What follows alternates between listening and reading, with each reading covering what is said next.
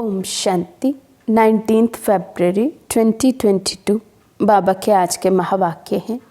बाबा समझाते, मीठे बच्चे सदा इसी नशे में रहो कि ज्ञान सागर बाप ने ज्ञान देकर हमें स्वदर्शन चक्रधारी त्रिकालदर्शी बनाया है। हम हैं ब्रह्मावंशी ब्राह्मण। प्रश्न है, तुम बच्चे ब्राह्मण बनते ही पद्मा पदम भाग्यशाली बन जाते हो, कैसे? बाबा समझाते, ब्राह्मण बनना अर्थात सेकंड में जीवन मुक्ति प्राप्त करना। बाप का बच्चा बना और वर्षे का अधिकार मिला तो जीवन मुक्ति तुम्हारा हक है, इसलिए तुम पद्मा पदम भाग्यशाली हो। बाकी इस मृत्यु लोक में तो कोई सौभाग्यशाली भी नहीं है, अकाले मृत्यु होती रहती है। तुम बच्चे अभी काल पर जीत पाते हो, तुम्हें त्रिकालदर्शी पने का भी ज्ञान है। शिव बाबा 21 जन्मों के लिए तुम्हारी झोली भर रहे हैं। तो बाबा कहते, हम बच्चे पद्मा पदम भाग्यशाली हैं, बाबा का बनते हैं। बाबा हमें ज्ञान रत्नों से श्रृंगारते हैं। बाकी इस दुनिया में तो बाबा कहते कोई सौभाग्यशाली भी नहीं होता है, अकाले मृत्यु होती रहती है। बाबा ज्ञान रत्नों से हमारी झोली भरते रहते हैं।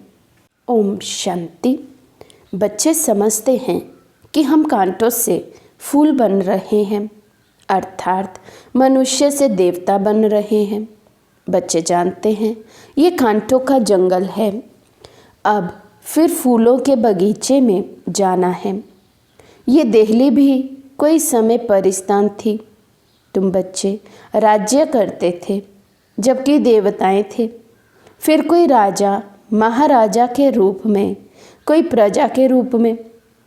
ये तो सब जानते हैं कि बरोबर अब सृष्टि कब्रिस्तान होनी है, उन पर तुम परिस्तान बनाएंगे। तुम जानते हो ये सारी दुनिया ही नई बनती है। जमुना के कंठे पर राधे कृष्ण लक्ष्मी नारायण थे, ऐसे नहीं राधे कृष्ण राज्य करते हैं। नहीं, राधे दूसरी राजधानी की थी, कृष्ण दूसरी राजधानी के थे। दोनों का फिर स्वयंवर हुआ। स्वयंवर के बाद फिर ये लक्ष्मी नारायण बनते हैं, फिर इस परिस्तान में जमुना के कंठे पर राज्य करते हैं। ये गद्दी बहुत पुरानी है, आदि सनातन देवी देवताओं की गद्दी बनती आई है, परंतु इन बातों को सिर्फ तुम बच्चे ही जानते हो। तुम ही अपना परिस्तान बना रहे हो, राजधानी स्थापन कर रहे हो। कैसे? योग बल से। देवी देवताओं की राजधानी लड़ाई से नहीं स्थापन हुई थी। तुम यहाँ सीखने आए हो योग बल, जो 5000 वर्ष पहले सीखे थे। तुम कहेंगे, हाँ बाबा, कल्प पहले भी आज के ही दिन इसी समय हम बाबा से पढ़ना सीखे थे। यहाँ सिर्फ बच्चे ही आते हैं, बच्चों के बिना बाप और कोई से बात कर ना सके। बाप कहते हैं मैं बच्चों को ही सिखलाता हूँ। तुमको कितना नशा होना चाहिए। ज्ञान का सागर बाप है, उनको ही ज्ञान ज्ञानेश्वर कहते हैं। इसका अर्थ है ईश्वर जो ज्ञान का सागर है, वे इस समय तुमको ज्ञान देते हैं। कौन सा ज्ञान? सृष्टि के आदि मध्य अंत का ज्ञान। तुम बच्चे स्वदर्शन चक्रधारी बनते हो। तुम ब्रह्मावंशी हो। विष्णुवंशी जो राज्य करेंगे वे स्वदर्शन चक्रधारी त्रिकालदर्शी नहीं हैं। तो विष्णुवंशी जो राज्य करेंगे, बाबा कहते जब सतयुग में आत्माएं होंगी तो वे स्वदर्शन चक्रधारी त्रिकालदर्शी नहीं होंगी, क्योंकि ज्ञान नहीं होगा उस समय। तुम ब्रह्मावंशी हो सो फिर देवता बनेंगे। हम सूर्यवंशी थे, फिर चंद्रवंशी में गए, फिर वैश्यवंशी शूद्रवंशी बने, अब फिर से हम ब्राह्मण वंशी बने हैं। तुम बरोबर जानते हो कि हम स्वदर्शन चक्रधारी हैं। सारे सृष्टि के आदि मध्य अंत का ज्ञान हमारे में है। इनसे ही फिर चक्रवर्ती राजा रानी बनेंगे। ये नॉलेज सभी धर्म वालों के लिए है। शिव बाबा सबको कहते हैं, इन ब्रह्मा को भी कहते हैं। इनकी आत्मा भी अब सुन रही है। तुम अब ब्राह्मण हो। हर एक मनुष्य मात्र शिव बाबा का बच्चा भी है तो ब्रह्मा बाबा का बच्चा भी है। ब्रह्मा है ग्रेट ग्रेट ग्रैंडफादर जिस्मानी और शिव बाबा हैं सबका रूहानी बाप। शिव बाबा को प्रजापिता नहीं कहेंगे। शिव बाबा आत्माओं का बाप है। बाप कहते हैं, मैं भारतवासियों को राज्य भाग्य देता हूँ, हीरे जैसा सदा सुखी बनाता हूँ, 21 जन्मों के लिए वर्षा देता हूँ। फिर वे जब पूज्य से पुजारी बनते हैं तो मेरी गलानी करने लग पड़ते हैं। बाप कहते हैं, कितना ऊंचा मैं तुम्हारा बाप हूँ। मैं ही भारत को हेवन पैराडाइज बनाता हूँ। तुम फिर सर्वव्यापी कह गलानी करते हो। 5000 वर्ष पहले भारत स्वर्ग था। कल की बात है। तुम ही राज्य करते थे। सोजरा था, आज अंधियारा है, परंतु समझते हैं ये वही स्वर्ग है। भारतवासी गाते हैं, नई दुनिया में नया भारत राम राज्य हो। मनुष्य फिर इसको ही नया समझ रहे हैं। ये तो ड्रामा है। इस समय माया का पिछाड़ी का पंप है। अब रावण राज्य मुर्दाबाद और राम राज्य जिंदाबाद होना है। राम राज्य कोई राम सीता के राज्य को नहीं कहा जाता है। सूर्यवंशी राज्य को ही राम राज्य कहा जाता है। तुम आए हो सूर्यवंशी राजा रानी बनने के लिए। ये राजयोग है। ये नॉलेज कोई ब्रह्मा या कृष्ण नहीं पढ़ाते। ये तो परमपिता परमात्मा ही पढ़ाते हैं। पतित पावन वे बाप है, सारे विश्व को हेवन बनाने वाला, सुख शांति देने वाला। ये भारत पहले सुख धाम था। आते तो सब शांति धाम से है। अहम आत्मा पहले शांति धाम में रहने वाली है। आत्मा सो परमात्मा नहीं है। अहम आत्मा सूर्यवंशी थे, फिर क्षत्रिय वैश्य शूद्र बने, अब फिर ब्राह्मण वंश में आए हैं। ये चक्र अर्थात बाजोली का खेल है।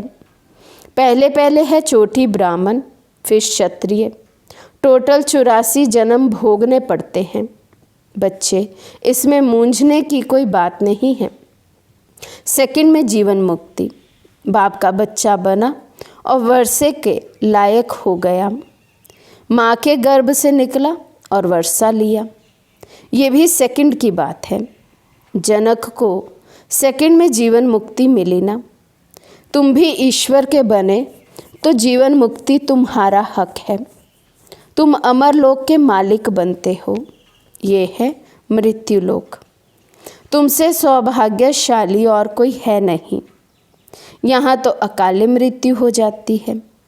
अब तुम काल पर विजय पाते हो। बाप कालों का काल है तो उस बाप से तुमको कितना वर्षा मिलता है। तुम्हें सभी धर्मों को भी जानना चाहिए, इसलिए ये चित्र बनाए हैं। ये पाठशाला है। कौन पढ़ाते हैं? भगवानुवाच। कृष्ण नहीं पढ़ाते। ज्ञान का सागर कृष्ण नहीं है। वे तो परमपिता परमात्मा हैं। वही तुमको ज्ञान दे रहे हैं। तुम हो ज्ञान गंगाएं। देवताओं में तो ज्ञान होता ही नहीं। तुम ब्राह्मणों में ही ये ज्ञान है त्रिकालदर्शी पने का। तुम ही इस समय ये ज्ञान सीखकर वर्षा पाते हो। राजयोग सीख स्वर्ग के राजा रानी बनते हो। तुम जानते हो हम बाबा द्वारा काल पर जीत पाएंगे। वहाँ तुमको साक्षात्कार होगा तो ये पुराना शरीर छोड़ जाकर छोटा बच्चा बनेंगे। सर्प का मिसाल है ना। ये सब मिसाल तुम्हारे लिए ही है। यही भारत पहले शिवालय था। चैतन्य देवी देवताओं का राज्य था जिनके मंदिर बनाए हुए हैं। शिव बाबा आकर शिवालय बनाते हैं, रावण फिर वैशाल्य बनाते हैं। बड़े बड़े विद्वान पंडित ये नहीं जानते कि रावण क्या चीज़ है। तुम जानते हो रावण का आधा कल्प राज्य चलता है। दिल्ली पर पहले गॉड गॉडेज लक्ष्मी नारायण का राज्य था। कहते भी हैं क्राइस्ट से 3000 वर्ष पहले भारत हेवन था, परंतु फिर भूल गए हैं। कोई मरता है तो कहते हैं स्वर्गवासी हुआ, मुख मीठा कर देते हैं। जब भारत स्वर्ग था तो पुनर्जन्म भी स्वर्ग में होता था। अब भारत नर्क है तो पुनर्जन्म भी नर्क में लेते हैं। बाप कहते हैं, बच्चे तुमको याद है ना, कल्प कल्प में आकर तुमको स्वर्ग का मालिक बनाता हूँ। अब तुम पति से पावन बन रहे हो। ये काम एक ही बाप का है। बच्चों की बुद्धि में है ऊंचे ते ऊंचा शिव बाबा। इस ब्रह्मा द्वारा बैठ सभी वेद शास्त्रों का सार समझाते हैं। भक्ति मार्ग में तो मनुष्य खर्चा करते करते कौड़ी मिसल बन गए हैं। बाप कहते हैं, मैंने तुम बच्चों को हीरे जवाहरों के महल बनाकर दिए, फिर तो तुमको नीचे उतरना ही था, कला कमती होनी ही थी। उस समय कोई ऊपर चढ़ ना सके क्योंकि है ही गिरती कला का समय। इस समय तुम सबसे ऊंच ईश्वरीय औलाद हो, फिर देवता, क्षत्रिय, वैश्य, शूद्र बनना ही है। कितना भी कोई दान पुण्य करे, भक्ति मार्ग में खर्चा करते करते कला उतरनी ही है। बाबा भी बच्चों से पूछते हैं, मैंने तुमको इतना साहूकार बनाया, तुमने सारा धन कहाँ किया? बच्चे कहते, बाबा आपके ही मंदिर बनाए। अब फिर शिव भोलानाथ बाबा हमारे 21 जन्मों के लिए झोली भर रहे हैं। बाबा कहते हैं, I am your obedient servant, most obedient father, most obedient teacher हूँ। पारलौकिक फादर, पारलौकिक टीचर और परलोक में रहने वाला मोस्ट ओबीडियंट सतगुरु भी हूँ। तुमको साथ ले जाऊँगा और कोई गुरु तुमको साथ नहीं ले जाएगा। इसमें डरने की कोई बात नहीं है। अब तुम बच्चों को ज्ञान का तीसरा नेत्र मिला है। इन नेत्रों से इस बाबा को देखते हो। शिव बाबा को तो बुद्धि के नेत्र से जाना जाता है।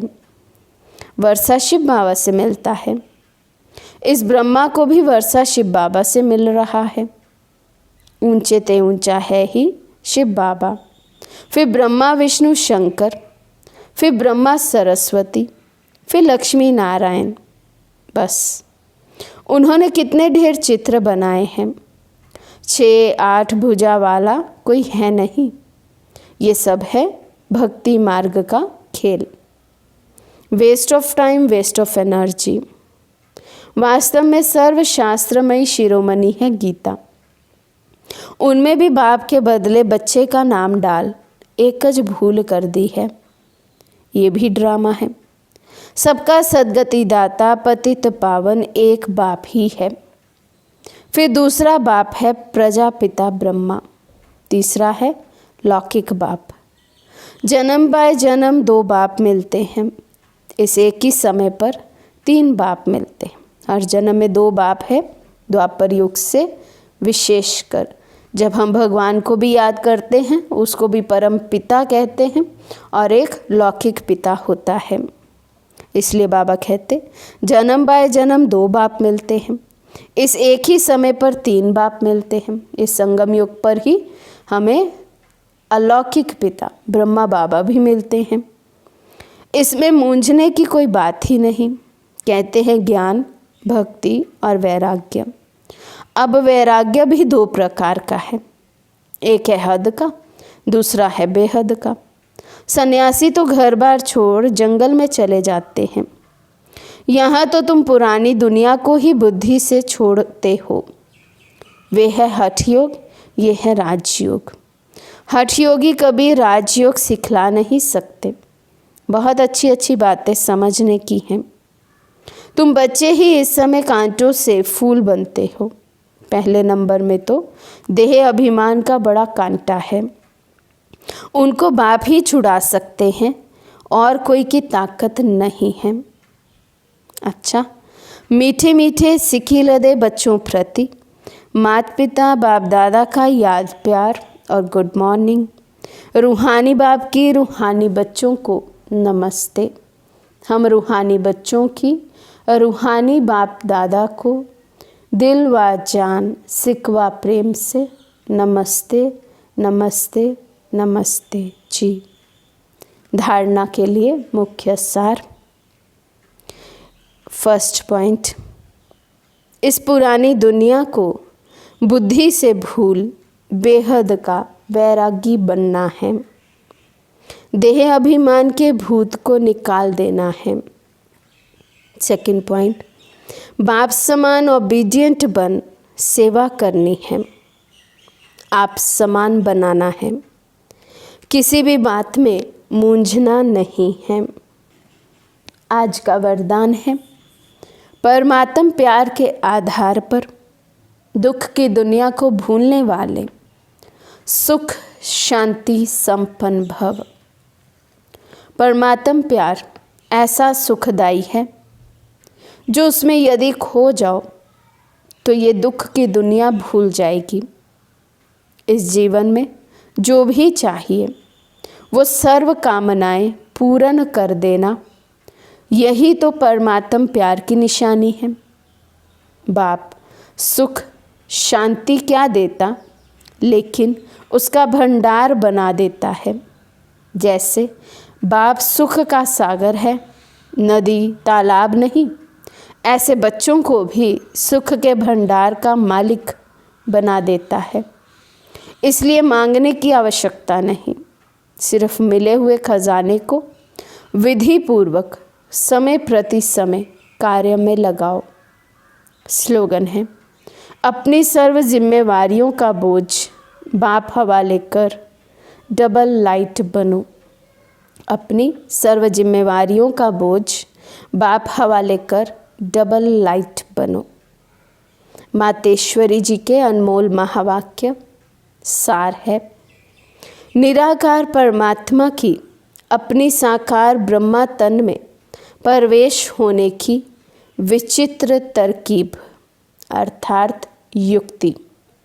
देखो, परमात्मा ने ये अपनी तरकीब रची है, अर्थात अपना साकार तन मुकर्रर किया है, जिस प्रकृति का आधार ले आता है।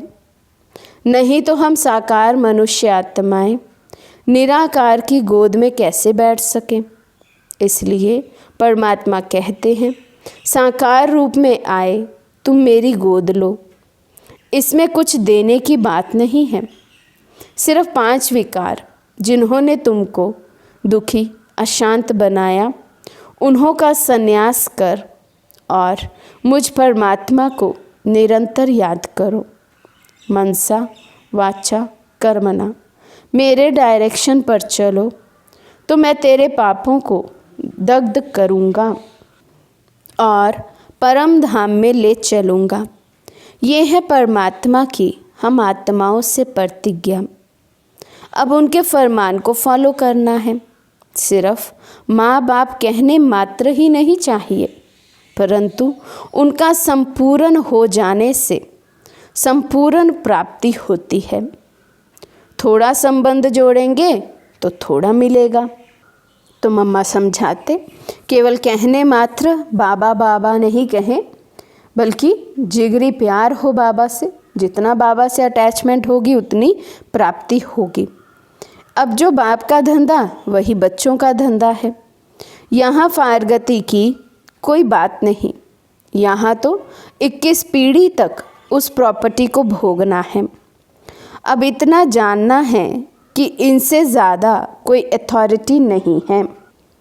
तभी तो कहता हूँ, मैं जो हूँ जैसा हूँ उस रूप से हमें याद करो। अब बाबा ने अपनी फ़र्ज़ अदाई पालन की और बच्चों को अपनी फ़र्ज़ अदाई करनी है। ये विकारी यूनिटी अर्थात विकारी कुल की लोकलाज मर्यादा तो जन्म जन्मांतर पालन करते आए हो, उनसे तो और ही कर्म बंधन बना। अभी तो पारलौकिक मर्यादा अर्थात परमात्मा के साथ अलौकिक कार्य में मदद करना। हमारा संबंध अभी हाईएस्ट अथॉरिटी से हुआ है। हम उस बख्तावर की संतान हैं, तो आकर साकार तन द्वारा हमें नॉलेज दे रहे हैं। तो क्यों ना विद ऑनर्स पास हो जाएं।